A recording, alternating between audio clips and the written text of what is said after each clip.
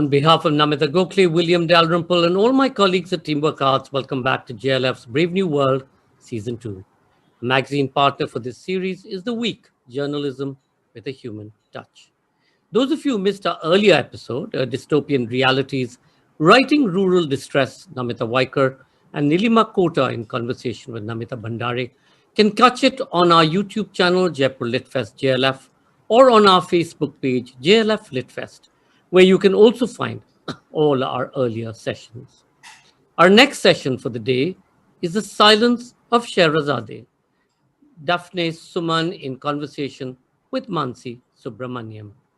Turkish novelist Defne Suman, magical novel Silence of Scheherazade tells the intertwining story of a Levantine, a Greek, a Turkish, and an Armenian family in the turbulent years 1905 to 1922, told through the voice of a mysterious narrator, the mute Scheherazade.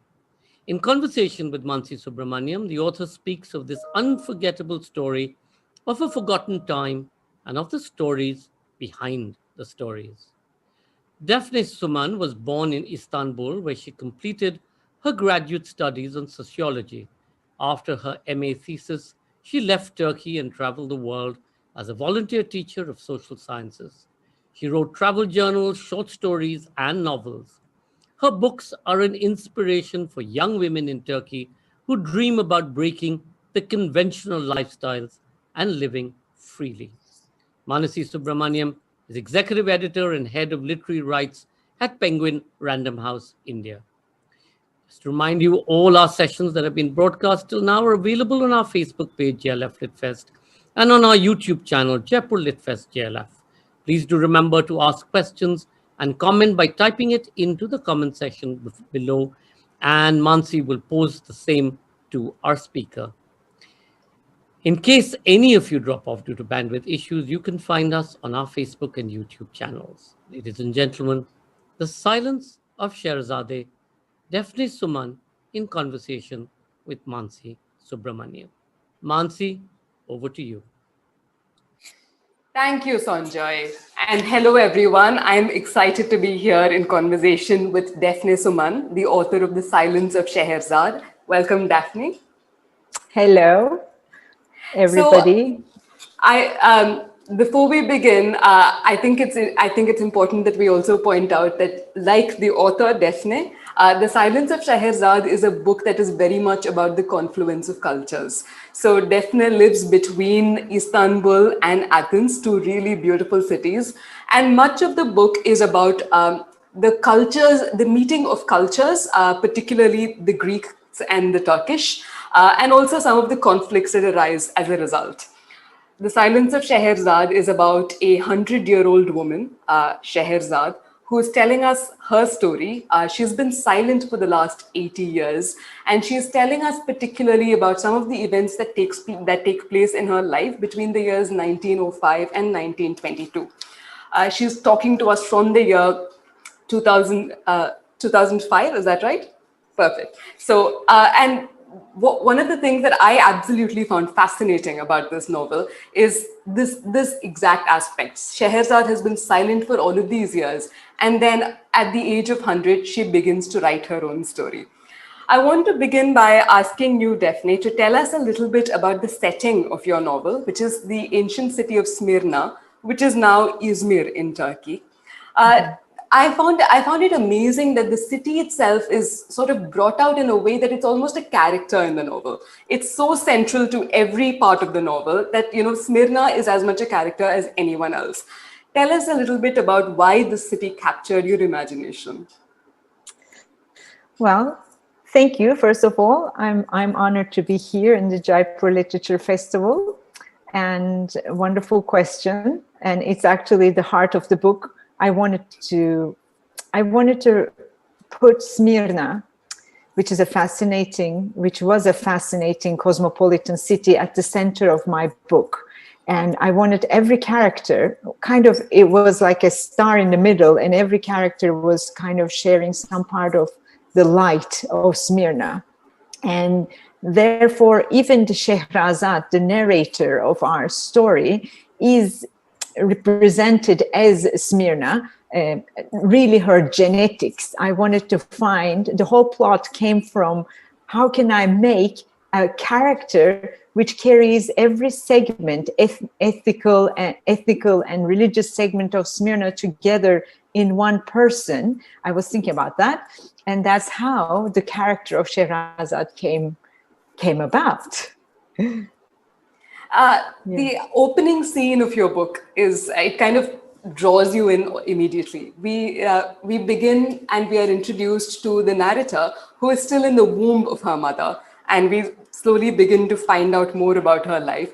But also what's fascinating is that we're on board a ship and we meet this dashing Indian spy called Avinash Pillai. The entire setting is really vivid. How did this opening scene come to you? I think the whole book came to me with the opening scene. I really wanted to write that opening scene because the desire was so much at that time that I wanted to live in the old Smyrna. So I wanted to, as an author, my only time machine is either writing or reading about some old times and some old cities. So I decided to write in order to live there, and I wanted to enter the city. Like, I'm the author and entering into this world. So I picked an outsider, and Avinash Pillai is an outsider, but not so much outsider, because he's going to make Smyrna his home, and he will carry Smyrna in his heart, just like the way I do. I am not from Smyrna, I'm not from Izmir, but I carry that old cosmopolitan image in my heart. So that's how we enter from its harbor, and it's a harbor town. So all its beauty in sunset is like a gold. It's called the Pearl of the Orient back in the day. So that pearl shining in the sun setting, in the golden light of the sunset, is in front of us. And I wanted to have a grand opening to town and to the book. So tell us about Avinash Pillai. I'm sure everyone wants to hear how this Indian spy found his way to Smyrna. Well, like I said, I wanted an outsider, because Smyrna, back in the days, during the Ottoman Empire times, Smyrna had a very distinctive communities, meaning Levantine community, Catholics, and then Protestants, Orthodox Greeks, Armenians, Orthodox Armenians, Catholic Armenians, Jewish neighborhoods, and the Muslim neighborhoods where mostly Turkish people live. And they live together, all together, next to one another. I don't want to say like connectedly, they weren't connected much, but they lived together. And I wanted an outsider, not one of these communities, somebody. And I was thinking, who could that be? It was actually my husband's idea. How about an Indian spy? And I said, why not? And then his name came to us automatically. Let's Avinash Pillai. And that's how one of the main characters of the novel turned out to be an Indian spy who works for the British Empire. And he's central to the plot, as we'll find out, until the absolute end. Avinash holds many of the threads of the novel together. I'll let all of you find out when you read the book. But yeah, I mean, Avinash brings the story to Scheherazade. That's why actually he has the key role. Like, when you think about it, how can this woman, 100-year-old woman living in a tower, know about these things? You know, as a realistic reader, I would ask these. Avinash is the answer. Like, he knows, he researches, he lives, and he's a spy. He has resources, so he knows, and he brings the story to Scheherazade.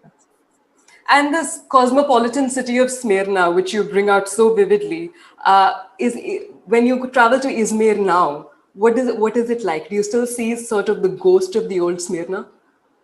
Ghost is the right word. Yes, you see the ghost of the old Smyrna, because Izmir is one of the most beautiful cities of Turkey today. And it's very modern, it's very progressive, amazing, still the beauty.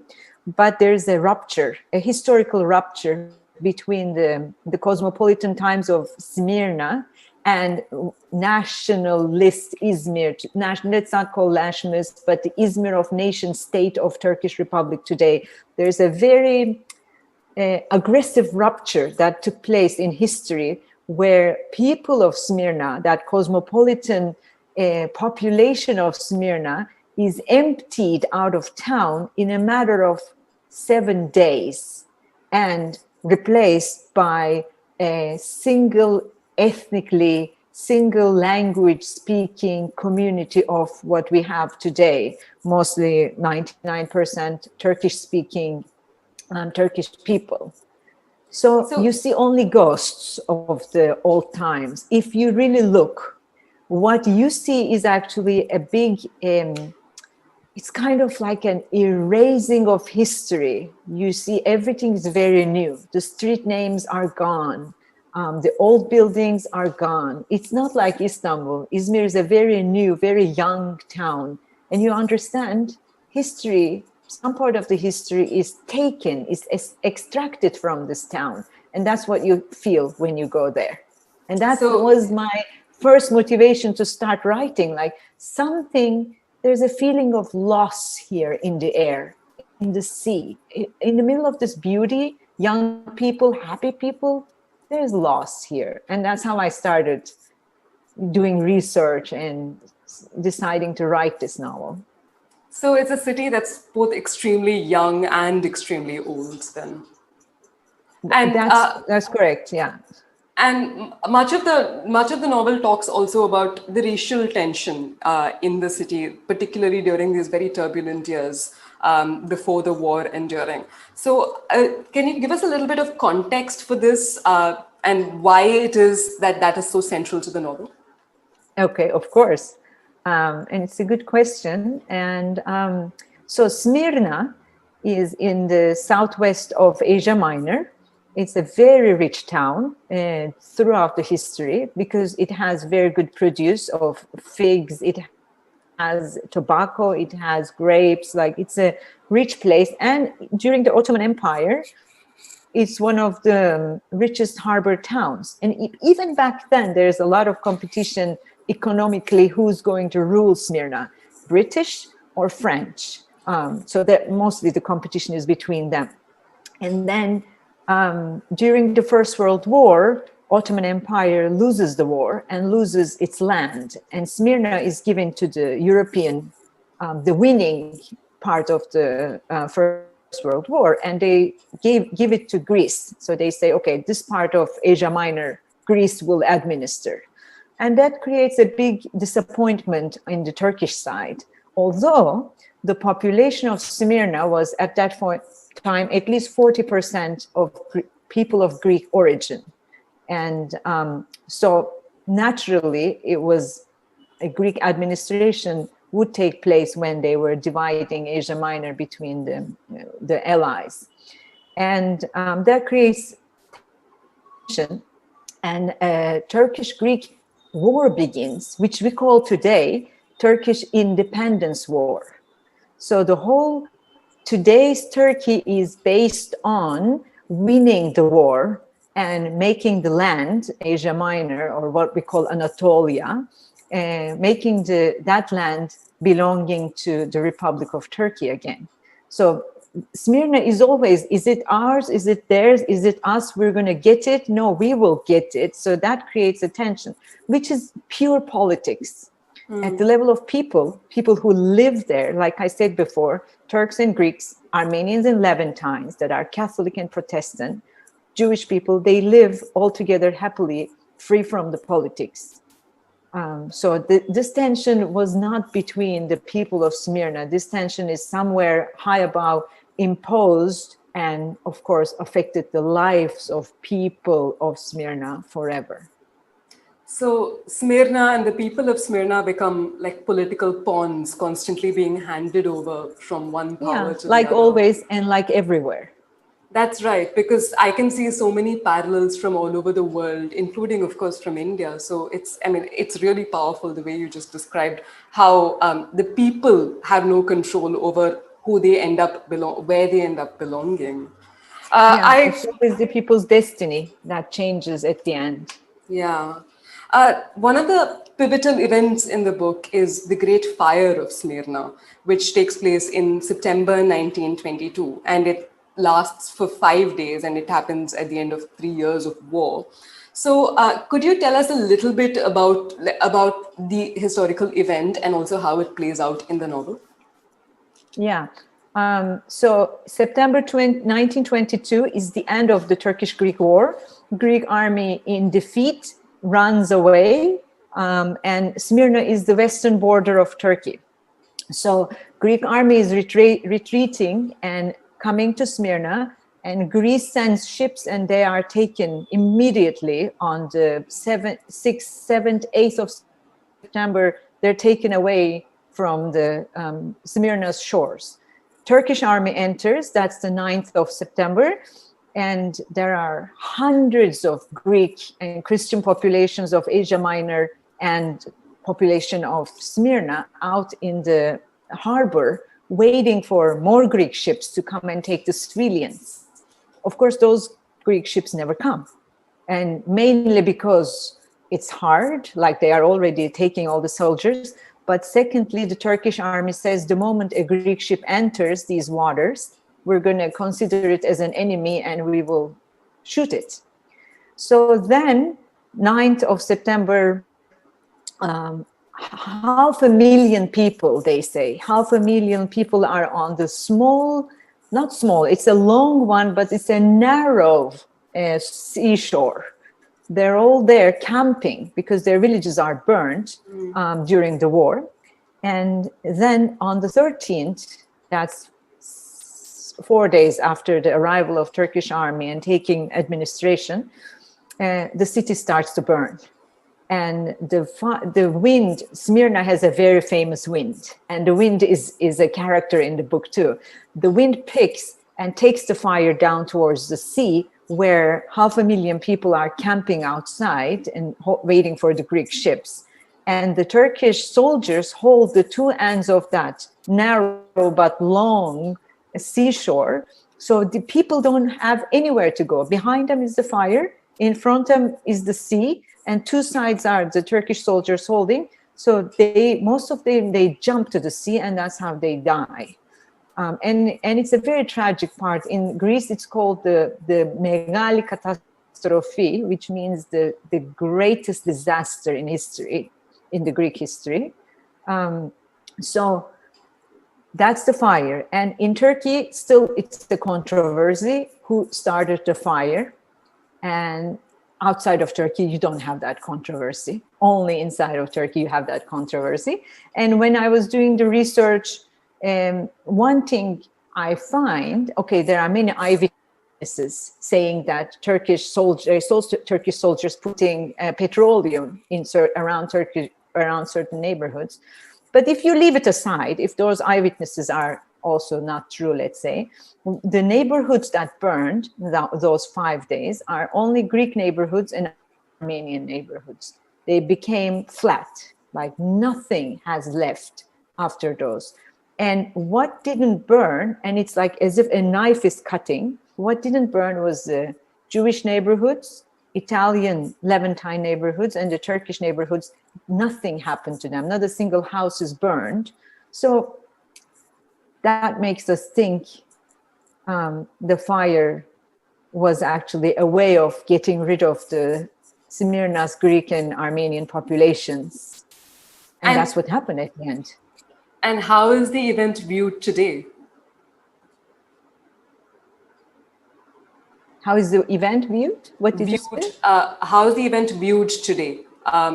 Like when we're looking from the perspective of today, how is the event viewed in Turkey? Well, in Turkey, it's still the Greeks set fire and they left.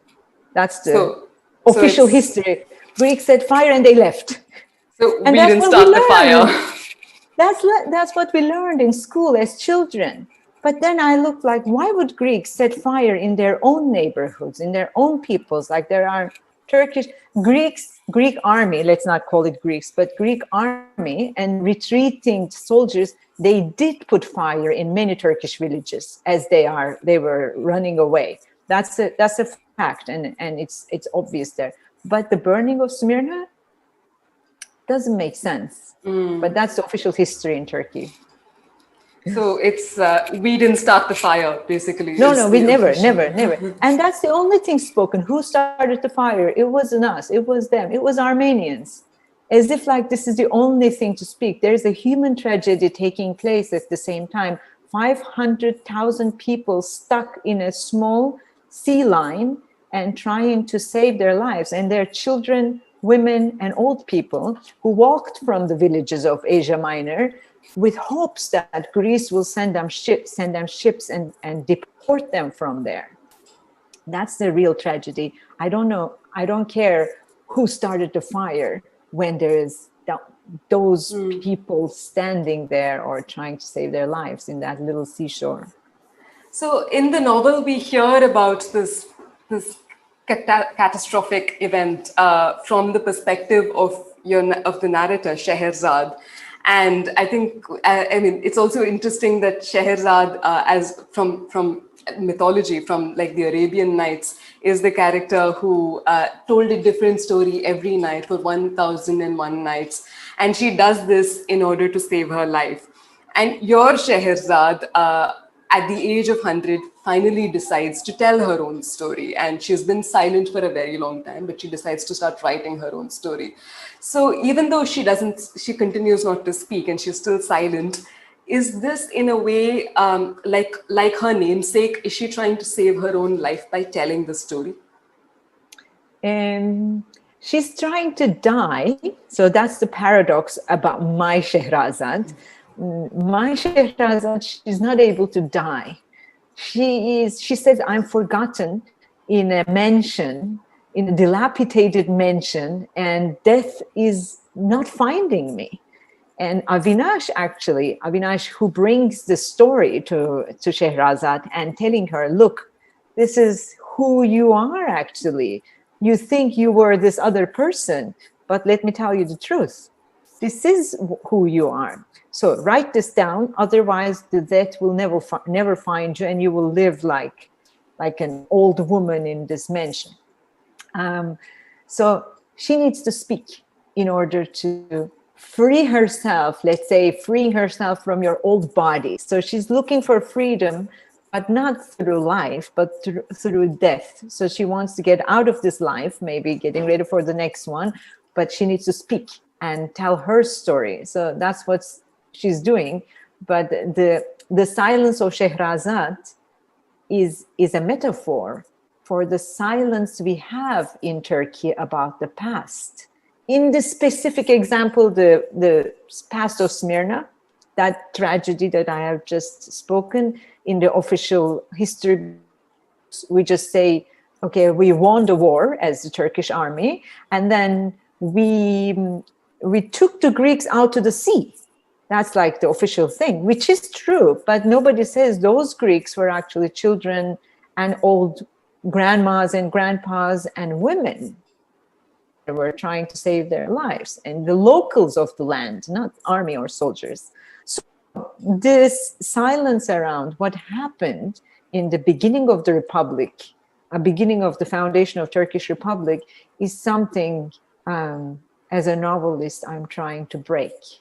And Scheherazade frees herself by breaking her silence. And so is that also a way of saying that if we speak the truth, if we stop a kind of denial, then we too will free ourselves? Absolutely. Yeah. You can think about it at the individual level. If you're holding a secret from your childhood, and the moment you start talking about that, you're free. Your soul finds liberation by getting rid of that secret. Yeah. Or sometimes you don't know, your family has a secret, and then you find out and you start talking about it and you feel free, even though you have no part of that secret. So we only have a little bit of time left. I have so many more questions I want to ask. So I want to kind of quickly jump to the fact that this is a work of historical fiction, and you've used a very specific set of historical events in which to set your story. What's the kind of research that's involved in creating something like this? Well, the research took me 2 years, and everything, journals of the times, diaries, newspapers. I worked in New York a lot. I was in the US when I was writing it. Also, of course, I came to Athens I worked in Izmir, in libraries. I read newspapers. I have a very good friend. He's super into everything about Smyrna. He gave me all the feedback about the buildings, about life. So as I was writing, I was also doing the research in 3 countries, in Turkey, in the US, and in Greece. And it was fun. And in terms of writing a historical novel, I've often heard historical novelists in particular talk about how important it is to understand the past with empathy to find out how we got to where we are right now. Did you find that it helped you understand the present moment to learn about the past and write about it? Of course, because when you write about it, you say, "Oh, how terrible it was! How mean people were." Same thing is happening. It's the same sea, Aegean Sea now again, facing a lot of refugees, people escaping from war, the Syrian refugees in Turkey, and they're there, and we're not even seeing their misery. And as I was writing that, I started to see the same thing is happening. This history is just repetition. Look at this. Again, this sea is swallowing people as hundreds of people are dying in the same sea, trying to cross to Greece again, hoping help from Europe. And so I started to see today with all its catastrophic features, just like 100 years ago. I mean, and I can only hope that we learn from Scheherazade and learn to break our silence about so much of what is happening around us in every part of the world. I always end with one question, which is, do you have any recommendations of books that our readers and listeners who would like to read? So, books from Turkey, books, historical novels, anything that inspired you? Well, when I was writing this book, the Marquis's 100 Years of Solitude was my, of course, number one inspiration, because it's 100 years of silence now we're talking about. And then Salman Rushdie's Midnight's Children, again, it was a big inspiration for me. Arundhati Roy's The God of the Small Things, always my number one inspiration. Middlesex, Jeffrey Eugenides starts in Smyrna. That's one of the reasons why I started. And from Turkey, I'm a big fan of Orhan Pamuk, our novelist, and all of his books, I would say. But in historical fiction, his My Name is Red is a book I really love. And also a novel that's so much about the confluence of culture, My Name is Red. Yes, particularly how we borrow art from each other's cultures. Isn't it absolutely amazing? Fascinating. So your novel was published both in Turkey and in Greece at the same time? Yes, at the same day. On the same day, which, if I remember correctly, also happens to be your birthday. Yes, it was an amazing coincidence. So can you also tell us a little bit about how the novel what the reception was like in these two very different countries? And of course, the book was also about Greeks and Turkish. So what was the difference in reception? In Turkey, amazing reception. People were like, thank you, we didn't know about that, but we always felt that.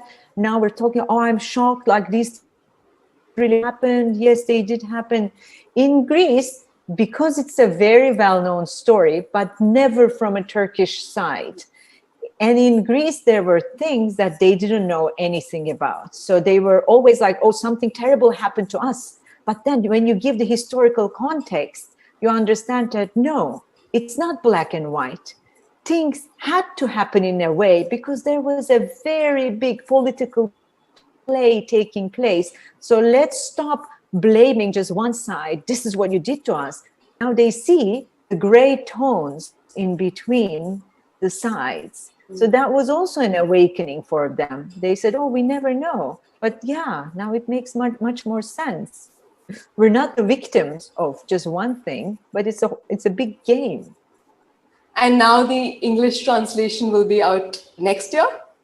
Next year, I think in spring, it's coming, the English translation. I'm very excited about it. It will be available in all English-speaking countries. And I would like to actually say my thanks to my translator, because I work with a wonderful woman, Elizabeth Göksel, and she's translating all my books. We work together. She translates, she sends me a chapter, and if she's watching, I like to offer my gratitude to her. So I was lucky enough to read the English translation ahead of publication, and it really is a wonderful, wonderful translation. I wish I could read the original, but the translation is really wonderful. I know, it's really good. So on that note, we've got questions coming in from the audience. Okay. Zoya asks, as you write, love is better experienced when one is alone. One experiences the feelings better in solitude.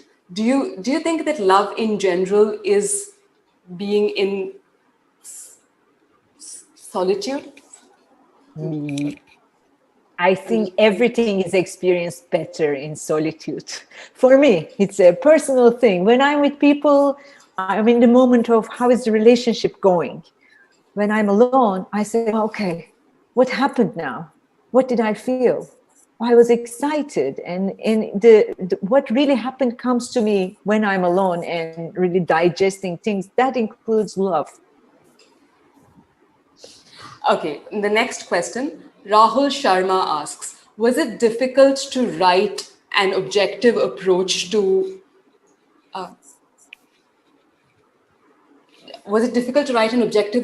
events, having lived in Turkey and in Greece? No, it wasn't. The objective, it's your center. If at your center you have, I think we all have a human center that can see the right and wrong, just and unjust from one another. So I just stayed at my center, and from there I looked. So I was thinking I was going to receive more resistance from Turkey, but it didn't come at all. People were very receiving and very well. The book is very well received in Turkey. So that gave me a lot of courage for the future of Turkey and its young people. That's wonderful to hear. Yeah. Right, the next question. Okay, I think there's something wrong with my screen, so I'm going to put on my glasses. There you go, glasses. Okay, Mitva Verma asks, were fairy tales such as 1001 Nights and the story of Scheherazade inspiration for you to write the book? It's inspiration for all of us who live in the Middle East. It's our culture. That's where we learn to tell stories. Always an inspiration. Sabah Abdul asks, how did you research about Smyrna from Antiquity, and how different was it from the Izmir of the present age? Well, I only did research for the times like 18th century, a little bit 19th century and early 20th century. So I didn't go back to the very past. There is enough resources. There are even films from the early 20th century, and Europeans leave very good traces, like they're good archival people. So I was able to reach a lot of European resources, hard Turkish resources. It was harder to find. And for those things, because the Turkish neighborhoods are still alive, I went to Izmir and I found whatever I was looking for in the streets of old Turkish neighborhoods. Ria asks, do you believe your travels have impacted your writing and your researching style? And my travels impacted who I am.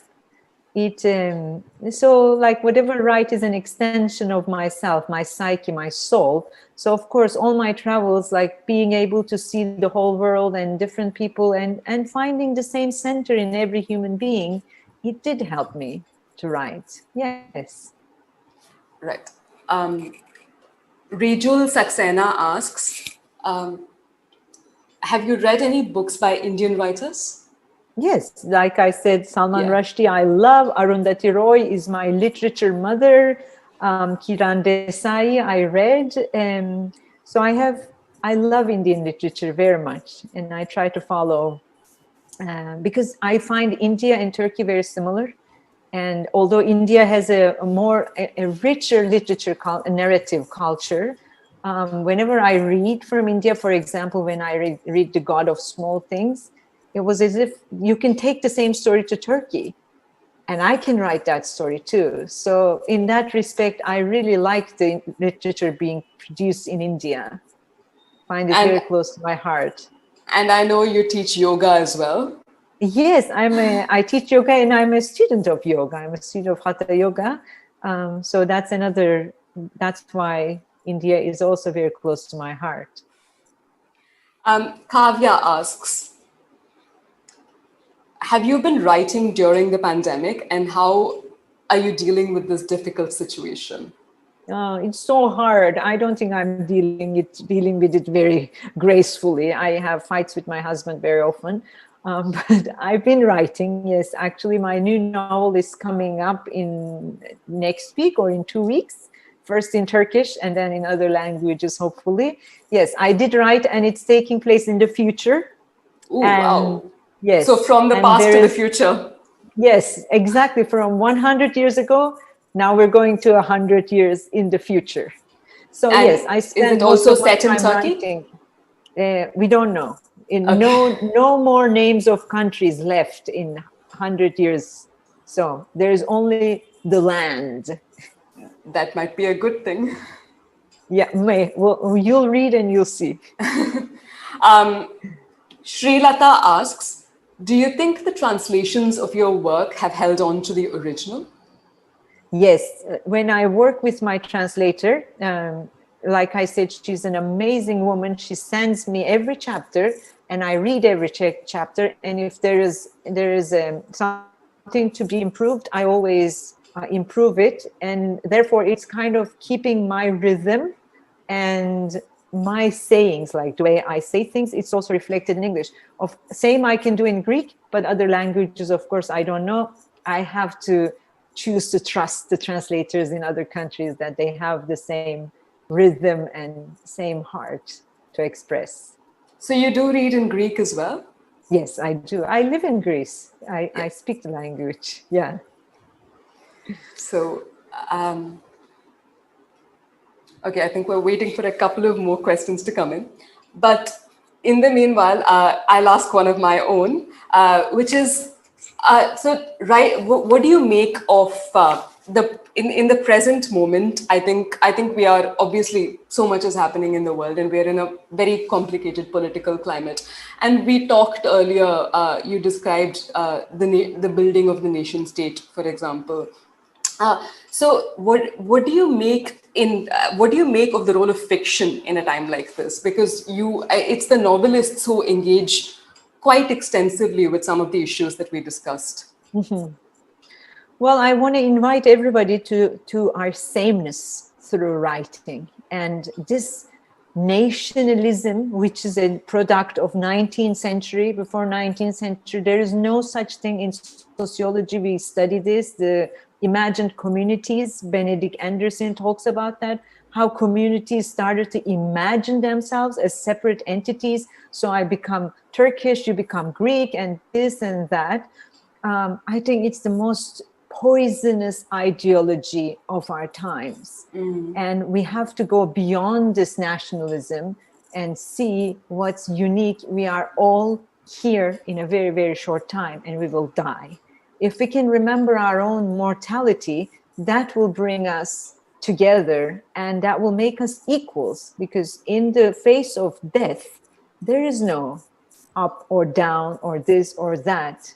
We are all mortals. So I'm trying to bring awareness, which is actually what yoga does. So I'm taking this from yoga. You have to remember, everything is passing. There's only one thing that's permanent. It's Prusha, it's your soul. So stick to that, and that will connect you to other beings everywhere in the world. And as a novelist, yes, I try to do that. Another question has come in. Aryan Rawat asks, do you want each book to stand on its own, or are you trying to build a body of work with connections between each book? Well, I want them to stand alone, actually, and but then they become a whole. Like, even though I try to build them separately, because they are my children, they have the same genetical structure. And I think it's happening on its own. There are certain things an author cannot control, and this is one of them. You try to create something unique, and then it connects itself to the previous one or to the next one. I mean, I, for one, definitely want to read a novel about Avinash Pillai. That's true, and it's in my heart. I'm going to write one about Avinash. Everybody wanted to read more about Avinash. Rohit Jhaku asks, what is your favorite underappreciated novel? Underappreciated novel. Wow, I don't know. I have to think about that. I don't know. I need a little time to think for that. Is there, okay, let me ask a slightly different question. Is there a novel in the Turkish that you really want to get translated into English so that it also reaches readers like me? Yes, we have a writer. Her name is Ayfer Tunç, and she has this book which is called The Falsely Told Story of a Crazy House. This is how it's the falsely told story of a crazy house. And it's an amazing novel. But all the books of Ayfer Tunç I would like to see in English and reaching to more audiences, because again, it's talking about something very universal and very local. So that combination is always a good one. I'm sure the publishers watching this session are taking notes. I hope so. I know I am. Rohini Iyer asks, you said you were working on a book based 100 years ahead. Is there any impact of today's pandemic woven into your new book? Yes. Did you read my book? I want to ask. Yes, it's actually taking place during the third pandemic.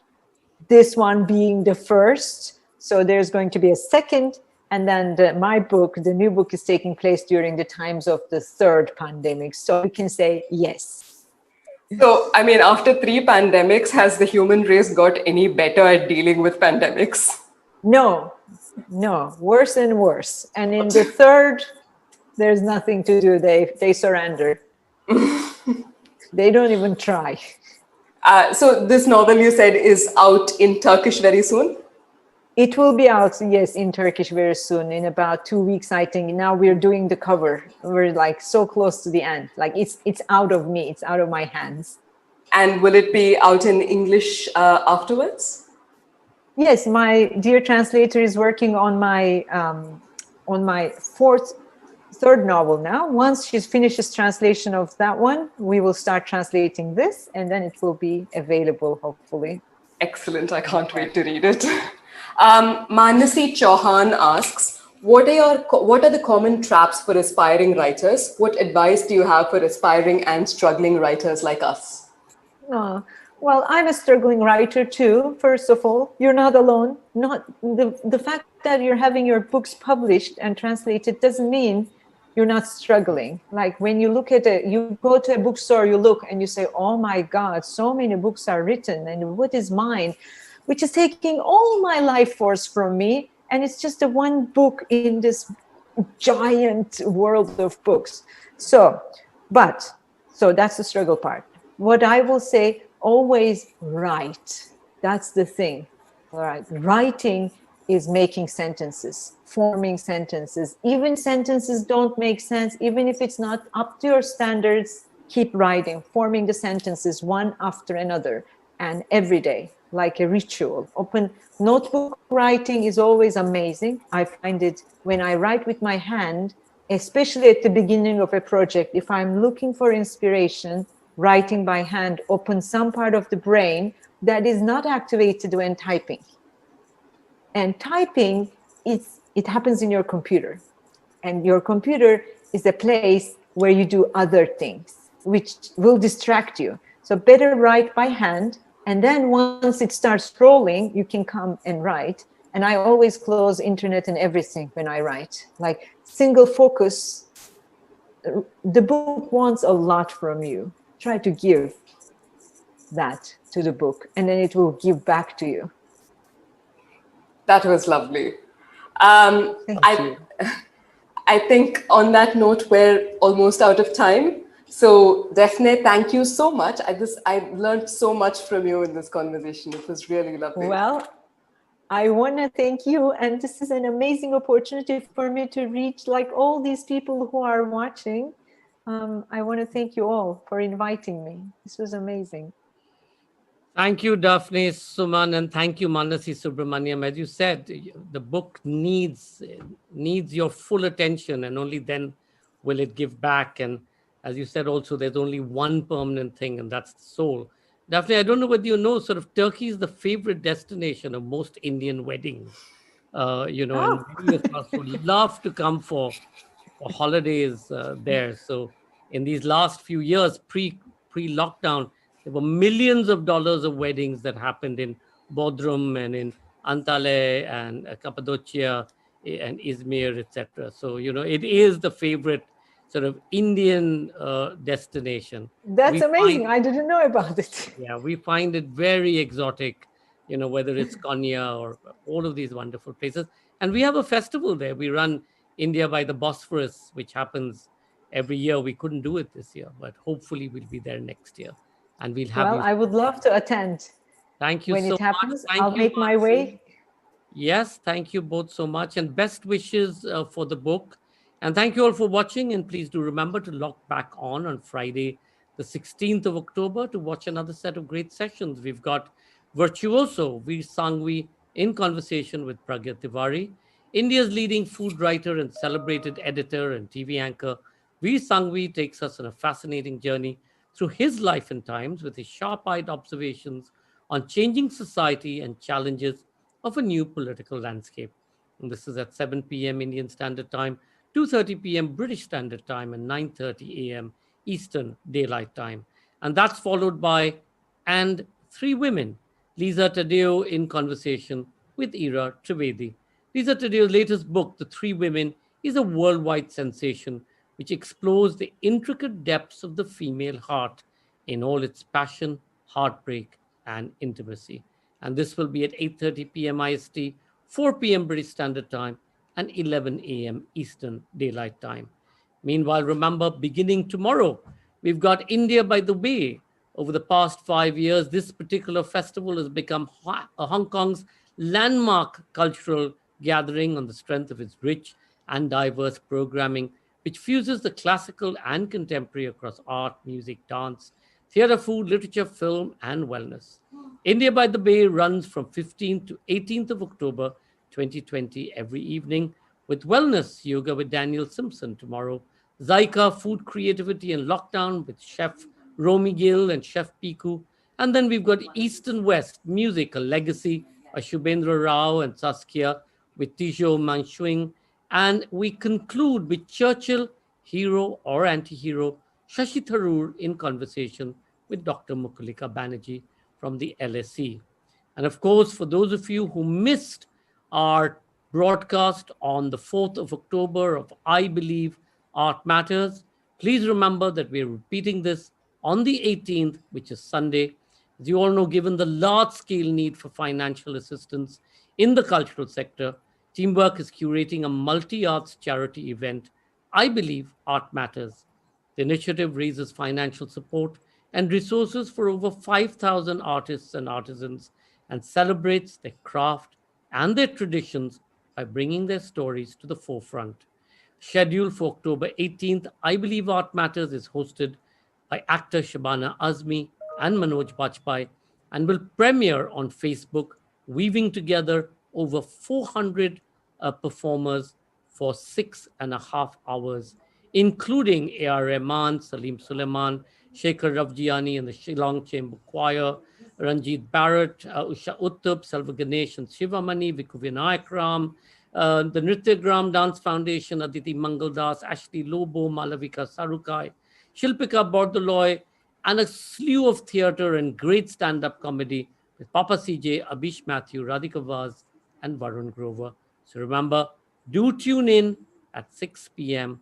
Indian Standard Time on Sunday the 18th and help us help artists.